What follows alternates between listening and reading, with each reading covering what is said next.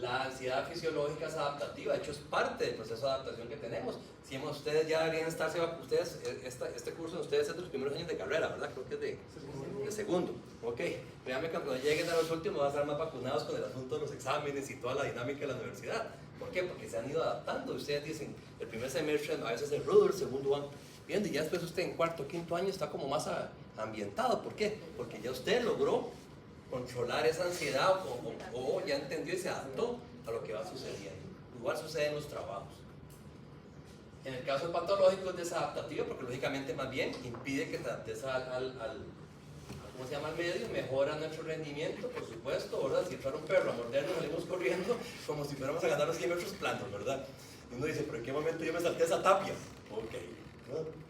Empeora el rendimiento, es leve, esta es grave, menor componente somático, este es más somático, es un hecho que es un componente semisomático, no genera demanda de atención, genera toda la atención, y ambas sí son de índole psiquiátrica.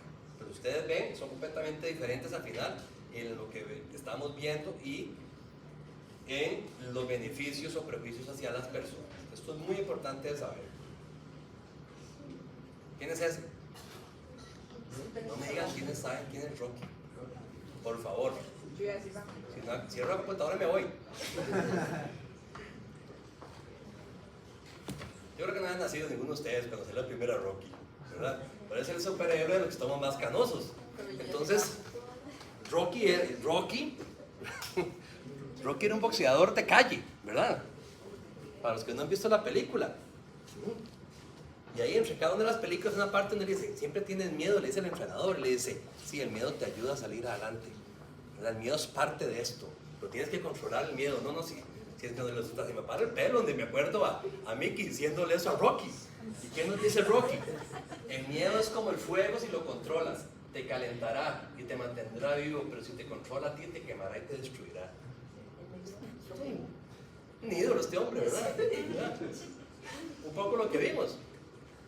Los psicólogos tienen una palabra para eso, dicen que el miedo o la ansiedad tienen que estar con nosotros subidos en el carro, pero en el asiento del copiloto o atrás nunca puede estar manejando, ¿verdad? Porque ahí ya estamos entrando en un proceso patológico. ¿De acuerdo? Si no has visto Rocky, les recomiendo Rocky. ¿Cómo vamos hasta ahora? ¿Bien? ¿Estamos claros en los síntomas, verdad? En las diferentes circunstancias, tanto de ansiedad como depresión. Puede ser que encontremos un cuadro depresivo también de ansiedad. ¿Okay? Ya no hace tanto frío, ya más bien tiene calor. Listo. ¿Cómo lo diagnosticamos? ¿Okay? Cada cierto tiempo va saliendo este librito que nos habla de todas las enfermedades psiquiátricas. Todo está ahí. ¿Okay? Entonces vamos a basarnos en ello. A pesar de que los diagnósticos de ansiedad y de depresión son meramente clínicos, pues hay algunos exámenes que se hacen para valorar si es que a veces hay déficit de alguna sustancia, cosas por el estilo. Por ejemplo, si tenemos una persona que dice que nada más pasa durmiendo todo el día y está con fatiga, ¿verdad? Pero no, y eso tal vez la puede entristecer un poco, pero tal vez vemos que hay características que como que no cierran muy bien, perfectamente vamos a hacer un hemograma, ¿verdad? ¿Por qué? Porque entonces ya sale el hemograma que tiene la hemoglobina, el hematocrito muy bajo, probablemente eso era la fatiga y el cansancio. Entonces, pues es una ayuda, ¿verdad? Pero no hay un examen que nos venga a detectar los niveles de tal neurotransmisor o Y neurotransmisor, ¿verdad? Algunos déficits de ciertas vitaminas como la B12 o folatos, ¿verdad? Fármacos, hay que ver si la persona está tomando algún fármaco que genere cuadros depresivos, ¿okay? O cuadros ansiosos. Hay drogas de abuso que generan muchos cuadros ansiosos, o más bien la deshabituación de ellos, o sea, cuando no está consumiéndolo la persona. Y lógicamente seguimos y revisamos los criterios del DSM-5. Según el DSM-5 existen este montón de trastornos, ¿okay? Antes existían solo 1, 2, 3, eran 6 en el DSM-4, pero se pusieron como muy creativos y ahora hay para todos los gustos, ¿okay? Entonces,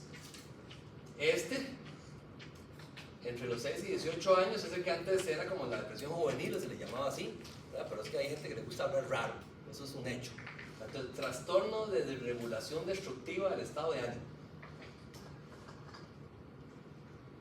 Suena más caché, como decirle a mí, ¿qué tenés? Tengo un trastorno de desregulación destructiva del estado de ánimo. ¿Okay? Trastornos de depresión mayor, de ahí tenemos único o recurrente. ¿Por qué? Porque hay depresiones mayores que tienen un único efecto, no sé, una persona que llega y pierde un ser muy querido.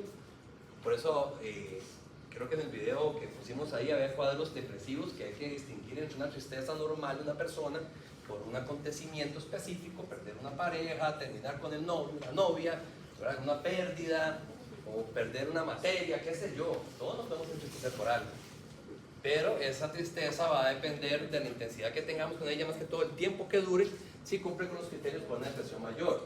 Puede ser un único evento. Recurrente es que hay personas que tienden a ser recurrentes en estados depresivos. ¿Okay? Y tenemos trastorno depresivo persistente o distimia. Esta distimia, nada más imaginemos nosotros esa persona que no llega a una depresión mayor, o sea, no lo vemos porque la depresión mayor es como más fácil de detectar, sino que vemos a la persona como ligeramente ahuevadita, así como un estado como deprimido pero suavecito, ¿verdad? Como Snoopy. Snoopy es el que habla, no, ¿cuál es Goofy? No, el que hablaba soy Droopy, es que esa es otra, una fábula muy vieja, que andaba así como... Era un perro, creo, Droopy. Estoy contento, decía. ¿No? Ok, entonces no es una depresión mayor, pero tampoco la persona está bien. Trastorno disfórico menstrual, desde hace años ya se está tratando. Al principio se creía que era una cuestión nada más para vender pastillas, pero hay mujeres de hecho que antes de su periodo menstrual tienen unos cuadros depresivos muy marcados, entonces también es un tipo de depresión. Inducido por sustancias o medicamentos, sustancias que generan cuadros depresivos. Depresivo debido a afección médica, enfermedades de fondo como Parkinson, enfermedades mentales en general, algunas otras pueden generar un trastorno depresivo, otro trastorno depresivo especificado y un trastorno depresivo no especificado. Esas dos son como las sacadas de la manga para los que hicieron esto, para cuando son cosas como que no calzan dentro de los otros y lo meten en algo, son muy comunes en medicina. Como son tantos, jamás vamos a ver todo, Dios guarde, porque prácticamente sería una clase de psiquiatría. Entonces vamos a ver como los no más importantes, sino como los más marcados e interesantes. Entonces, la depresión mayor es cuando tenemos 5 o más síntomas de aquellos que vimos, ¿se acuerdan? Pero con un requisito, que por lo menos uno de los síntomas debe ser estado de ánimo depresivo o pérdida de interés o de la capacidad por el placer. Pueden mezclarlos, pero tiene que estar por lo menos uno de estos. ¿Okay? Por un periodo de más de 2 semanas y cambio respecto a la actividad previa. Eso es muy importante y eso sucede mucho en la niñez, ¿verdad? Pero igual, hay que tener un parámetro bajo el cual usted dice, esta persona era así, después ahora está así. Pasa mucho, ¿verdad? También para detectar qué acontecimientos fueron los que generaron la depresión. Lógico, si alguien viene el entierro de su papá, pues uno puede entenderlo, pero un adolescente o una mujer empieza con un cuadro depresivo que no sabe dónde es, a veces se descubren de fondo abusos o otras cosas, ¿verdad? Entonces hay siempre algo que puede desencadenar. Entonces, los mismos síntomas que hemos visto, y esos son los criterios. Trastorno depresivo persistente o distimia, lo pongo un poco porque es muy común en la edad de la adolescencia, ¿verdad? Pero la diferencia es que en la adolescencia ese estado de tristeza se ve mucho asociado a la irritabilidad. No es un síntoma que nos ayude mucho, porque no diríamos que todos los adolescentes están deprimidos, ¿verdad? Porque son bien arrancados y andan siempre muy irritables. Pero tiene que estar acompañado de los otros síntomas que hemos visto, ¿verdad? Y es un ánimo crónicamente depresivo la mayor parte del día, durante años. La distimia es un padecimiento que esa persona que usted ve siempre ahuevada, siempre tristona, así, y cree que no tiene nada, que es parte de su personalidad.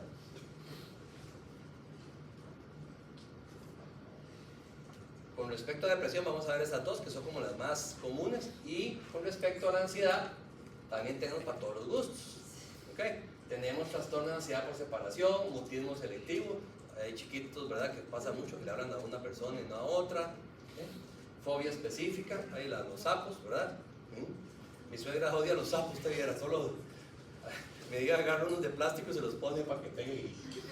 Trastorno de ansiedad social, ese está ahora cada vez más marcado en la adolescencia, ¿verdad? Una angustia al estar interrelacionando con las personas.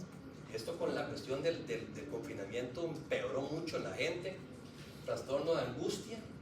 Este trastorno de ansiedad social, yo no sé usted, pero yo creo que todos en un momento lo tuvimos durante la pandemia. Era un momento en que usted se sentía con grupos cercanos y uno estaba, hijo de pucha, que hacía alguien así, uno decía, Dios mío, ¿verdad? Dios guarde en estornudar tosiera, ¿verdad? Agorafobia, trastorno de ansiedad generalizada, trastorno de ansiedad inducido por sustancias, lógicamente más asociado a la deshabituación de ellas, trastorno de ansiedad debido a otra enfermedad médica, y ve que siempre ponen como esa puerta de salida, como que si algo no entienden qué es, lo meten en alguna de esas categorías, ¿verdad? ¿Okay?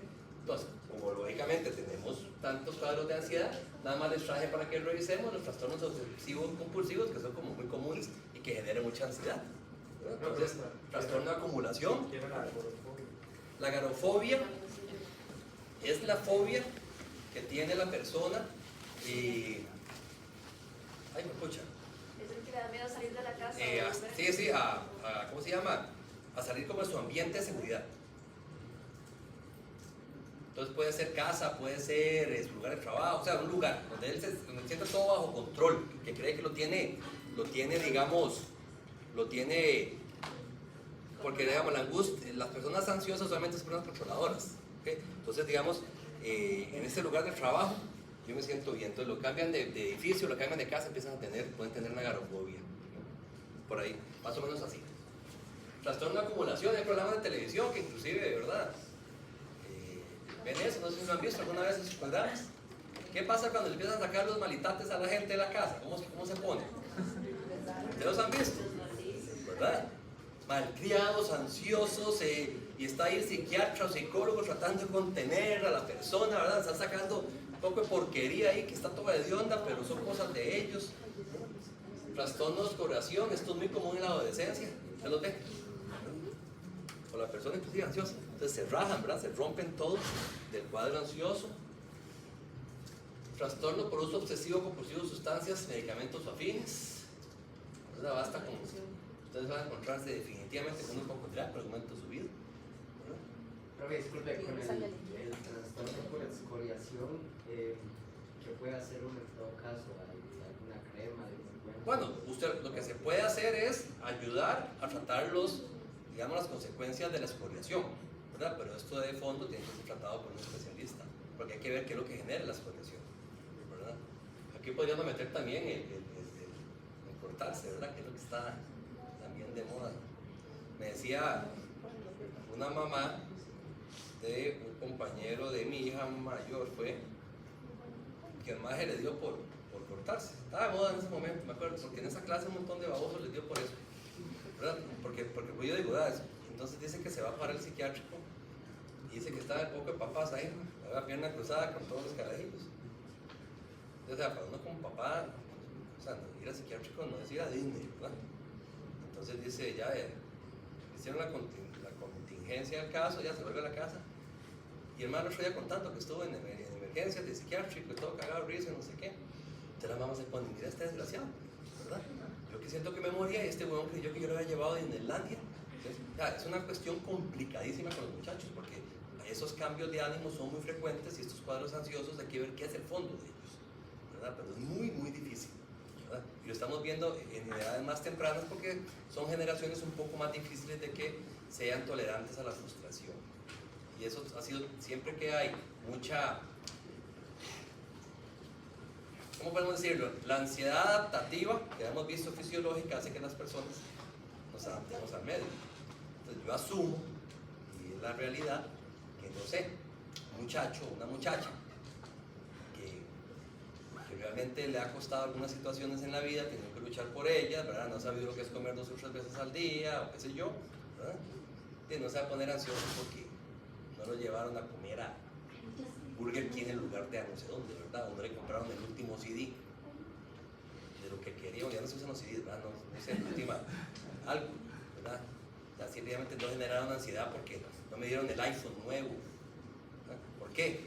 Porque simple y sencillamente siempre han tenido la posibilidad de tener todo eso. Entonces cuando no se tiene algo, es difícil, es muy difícil, ¿verdad? El componente de eso es complicado. Una pregunta, ¿por qué al menos acá el hospital psiquiátrico no interna hasta 3 intentos de suicidio? Es que hay protocolos, ¿verdad? Y no es que no internen después de 3 intentos, ¿verdad? Hacen un análisis previo, ¿verdad? Si ven que la persona está muy descompensada, se interna. Lo que pasa es que, digamos, tiene que haber este montón de muchachitos, esos son intentos suicidios. Entonces no es lo mismo que se parece mentira, la cuchillita, algo así, y se soporten a realmente tener que coserle las heridas, ¿verdad? Entonces, más que todo, eso va acompañado de la valoración psiquiátrica. En nuestro caso, digamos así como de tomar medicamentos y demás, no tienen que hacer ya intervenciones de lavado además. Y los dejan para la casa, que se duerman.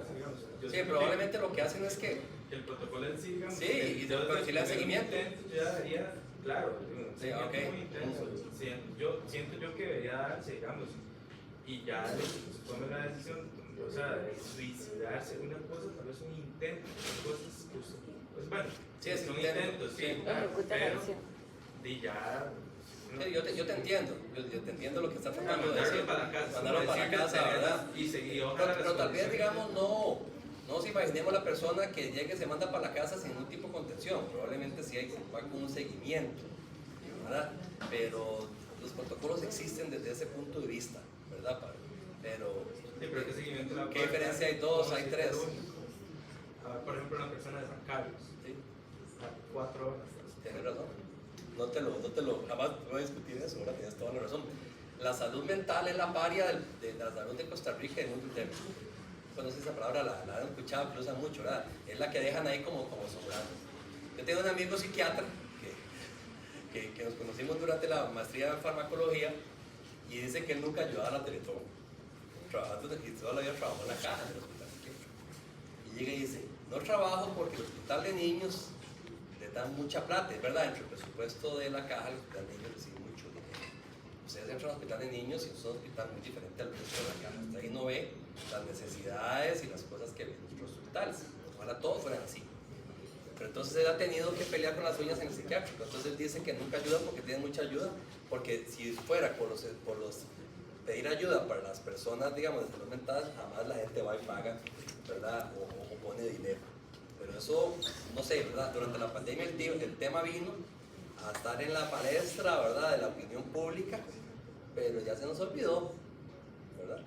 Ya se nos olvidó. Yo sí creo que Seguimos en la vida. hay muy poca preparación, siento yo, para abordar. Vean, hay cosas tan simples. De infraestructura y demás, digamos. Digamos, vean, los colegios privados, un ejemplo, la mayoría de ellos, si no todos, tienen un psicólogo de planta, casi siempre, junto con sus orientadores. A nivel de la caja no, del sistema del MEP, no todos tienen ¿cómo se llama?, psicólogos presentes. Y estamos viendo que son enfermedades que atentan a la adolescencia y cada vez más temprana. Este asunto del cabrón bullying, ¿verdad? Yo todavía no le he encontrado, la verdad, una razón y por qué no se controla, o sea, realmente es complicado, muy complicado. Y esto ha generado un problema en la salud mental de la gente. La verdad es que nada más es como un síntoma de una sociedad que está en decadencia, porque realmente nos tratamos entre nosotros de una forma que no deberíamos tratar. En nuestros tiempos, el narizón, el orejón, el otro, y al final se termina uno pegando un par de trompadas y sigue siendo amigos, ¿verdad? Pero ahora está el aislamiento social, el aislamiento en redes sociales, se saquea de los grupos, los queman, bueno, unas cosas que van directo al corazón y a la salud mental de los muchachos, ¿verdad? Entonces, no hay, la salud mental es un problema enorme. Escuché que el Ministerio de Salud sacó una política de salud mental. Vamos a ver, las políticas a veces se aplican, a veces no, pero hay que sacar la plata para eso porque no es fácil. Pero creo que si la salud mental la revisáramos mejor, los gastos, porque todo esto son personas que al final son, ¿cómo se llama?, terminan en la seguridad social, siendo un peso enorme entre la economía y el presupuesto de la caja, por lo menos en Costa Rica. Pero al final, una enfermedad es también que no solo afecta a quienes padecen, sino a quienes están alrededor de ellos. No es fácil.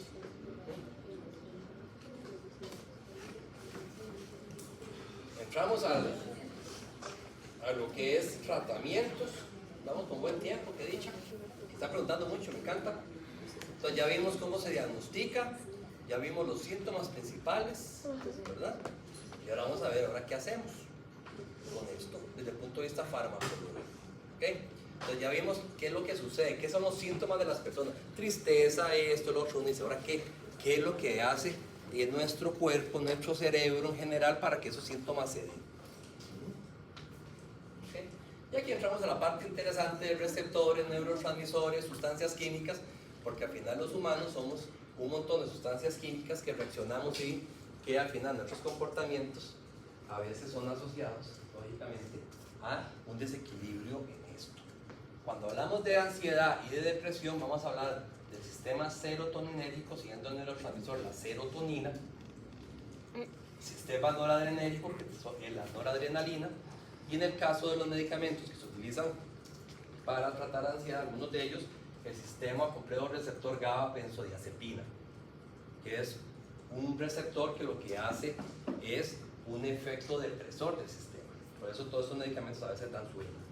¿Okay? Entonces, ¿hay otros neurotransmisores? Sí, pero esos son los más importantes desde el punto de vista, ¿verdad?, clínico. Vamos a repasar un poco aquí de los primeros clases del curso, ¿verdad?, que hablaron un poco de receptores, hablaron de farmacocinética, farmacodinámica. Pues nada más, ¿verdad?, acordémonos que al final este espacio pequeño que está entre la neurona presináptica y postsináptica, ¿Podría reducir un poco el...? ¿está bien? Aumentar la temperatura. Sí, aumentar la temperatura. No, aquí. Ok, sí. Yo creo que al hacerle a este también le hacía. ¿Están listos?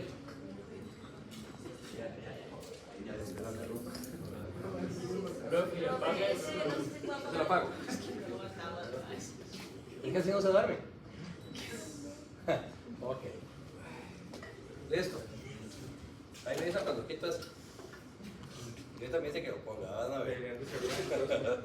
Ok, entonces en este breve espacio, diría la canción de Pablo Milanés, ¿verdad? Entonces tenemos un mecanismo en el cual hay una conexión y en la forma en que se hablan las neuronas, en este caso un impulso nervioso que es a través de sustancias químicas. O sea, no es un cable completo que va aquí y allá como podemos ver en una extensión, ¿verdad? Es una red que al final se va comunicando a través de sustancias químicas. ¿Okay? En el caso del sistema serotoninérgico, ¿verdad?, tenemos un sistema en el cual en el espacio entre las neuronas ¿cómo se llama? Se liberan el neurotransmisor serotonina, que va a hacer efecto sobre receptores 5-HT. Cuando ustedes vean 5-HT, de aquí en adelante estamos hablando de receptores serotoninérgicos. Y van a ver, y hay ciertas subclases de ellos, ¿verdad? Como vemos aquí, ¿verdad? Aquí está el 5-HT2A, por ejemplo, aquí está el 1A, y ahora vamos a ver qué hace cada uno. ¿Ven? Entonces, y hay un sistema muy importante que eso sí quiero que les quede claro. Resulta que estas sustancias que están en este espacio tienen un sistema de recaptura, un mecanismo de recaptura. Ese mecanismo de recaptura, nada más imaginémonos, no sé, algo simple. Alguien tira confeti y cada vez es un desorden de confeti aquí. Y entonces resulta que ese confeti hay que reciclarlo. Entonces viene alguien se le pegó en los pies, otro se lo llevó en la cabeza, alguien se fue un montón de confeti para allá. Entonces viene un sistema de y agarra ya, ok, lo utilizamos este confeti. El cuerpo es muy ahorrativo, entonces tiene un sistema de recaptura de serotonina. Quiere decir que cuando hay exceso o poca, también este mecanismo activo se desactiva. Por eso vamos a ver que algunos medicamentos lo que hacen es inhibir la recaptura de serotonina. ¿Por qué? Porque la depresión está asociada a niveles bajos de serotonina. Entonces, si por alguna razón se produce poca y adicionalmente la captura está aumentada, estamos jodidos. Porque entre menos serotonina tengamos aquí, menos va a haber efecto sobre el receptor, no hay efecto terapéutico o no hay por lo menos efecto de esa sustancia química en el cuerpo, porque ya la producimos. No es que no la produzamos, ya la producimos. Ok, primero ella y después ella. Yo tenía una pregunta, digamos, ¿cuáles son las causas que se recapture más de lo necesario, lo genético? A veces hay genética involucrada, ¿verdad? Hay gente que usted ve, papá, mamá, tienden a ser depresivos. También hay un mecanismo también de aprendizaje, ¿verdad? En esto hay gente que ve a sus papás, si usted ve de generación en generación, que se transmite como el comportamiento depresivo. ¿Qué es lo que sucede? Que cuando nosotros llegamos y tenemos una mala noticia, y nos ponemos tristes, perdemos un familiar, todo automáticamente el cuerpo entra en un estado de reposo, de shock, en el cual toda se altera químicamente. Entonces esa alteración genera que se bajen los niveles de serotonina. Por eso la persona llora más, la persona se siente más triste, le da más sueño y todo eso. ¿Okay? ¿Qué pasa? Que después de un tiempo, si esa semana o semanas de luto persisten por 6 meses, 8 meses, un año, y va creciendo, el sistema deja de funcionar. O deja de funcionar bien, se desprograma, por decirlo de alguna manera. Y hay gente también que en naturaleza tiene niveles bajos de serotonina. Entonces, es un mecanismo que se desprograma. Ok, ¿a qué vamos con todo esto? Vamos al tema de la ansiedad. ¿Ok? La ansiedad es un proceso adaptativo, lo dije. ¿Sí? Entonces estamos en un trabajo en el cual es estresante. Entonces tenemos que estar alertas. El cuerpo empieza a producir un montón de sustancias para tenernos despiertos porque no me puedo estar durmiendo. Con energía para estar haciendo cosas. Pero cuando ya pasa esa circunstancia, todos esos mediadores deberían bajar para que vuelvan a estar serotonina, noradrenalina, dopamina. Entonces ya a las 5 de la tarde, si llegamos de trabajar en buena teoría, nos sentamos en un bulevar allá y nos tomamos un cafecito, conversamos con amigos, comemos gente, hablamos de esto, hablamos del otro, nos comemos los compañeros, todo lo que se hace cuando empezamos a contar chistes, a bromear entre nosotros, empiezan a liberarse otras sustancias. ¿De acuerdo? ¿Qué es lo que sucede? Que ese comportamiento adaptativo o fisiológico lo tenemos activado día y noche. ¿Por qué? Porque salimos del trabajo, tenemos otro trabajo, adicionalmente nos llaman de la tarjeta de crédito que le demos plata, los chamacos están pidiendo uniformes, ¿verdad? La doña o el marido está fregando. Entonces nos rodeamos de circunstancias que al final nos mantiene con el sistema de alerta encendido. Lógicamente no hay tiempo para que el otro sistema se active. Entonces el sistema se atrofia. Lo mismo que sucede con el sistema inmunológico.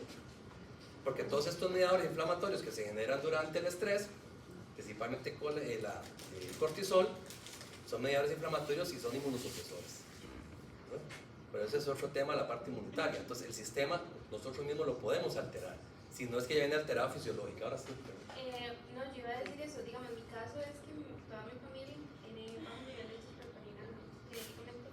Entonces, por ejemplo, yo tomo imipramina, que es la que me ayuda como a no estar en ese estado constante de depresión en el que yo me encontraba. Y además tengo como trastorno de ansiedad generalizada y la imipramina me ayuda para ambos. La fluoxetina no me funcionó. O sea, no me funciona la imipramina. Entonces, me interesa como saber cuál es mi mecanismo. Ahorita lo vemos. Un profe, a mí también, porque yo soy igual que ella, pero a mí la fluoxetina me salvó la vida. A mí no me hizo. Eso es variable. Ahora vamos a ver un poco. Digamos, en este caso, la tendencia, pero la experiencia, digamos, también me imagino que tiene influencia en eso, digamos, o sea, bueno, me imagino porque, digamos, por ejemplo, psicología ya trabaja más en un aspecto más de terapia. Experiencia te decís esa experiencia negativa de la persona, digamos, un abuso, no sé, violencia o algo así. ¿Te referís? No, digamos, como que también mi experiencia, las herramientas que yo tenga, digamos, para afrontar esas situaciones que me generan. Ya te entiendo. Sí. Digamos, como les decía, cuando estos dos temas se ven por separados, yo también hablo de terapias no farmacológicas, que es lo que vos estás diciendo. La verdad que